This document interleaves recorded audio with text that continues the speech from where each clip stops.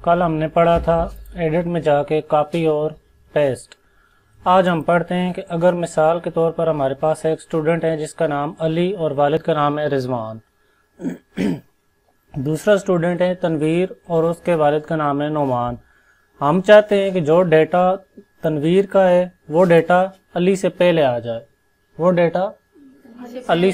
जाए, तो इसके लिए क्या करना होगा, उसी तरह जिस तरह कॉपी करने के लिए सिलेक्ट करते हैं, सिलेक्ट करने के बाद एडिट मेन्यू में जाके कट, क्या करना होगा, कट करेंगे तो ये चीज़ डिलीट नहीं होगी बल्कि कट होकर क्लिपबोर्ड पर चली जाएगी जिस तरह कॉपी की गई चीज़ जाती है। और कट करने के बाद हम अली के सामने जाएंगे और एंटर करके उसका डेटा नीचे लाने के बाद जिस तरह कॉपी करके पेस्ट किया था उसी तरह कट को पेस्ट कर लेंगे।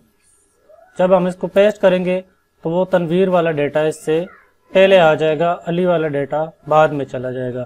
इसी तरह फ़र्ज़ करें रोल नंबर जो है वो क्लास से पहले लाना है तो रोल नंबर को सिलेक्ट करें और एडिट में जाएं और कट कट करने के बाद क्लास को नीचे ले आएं, इधर कर्सर ला के इसको क्या करें, एडिट और पेस्ट।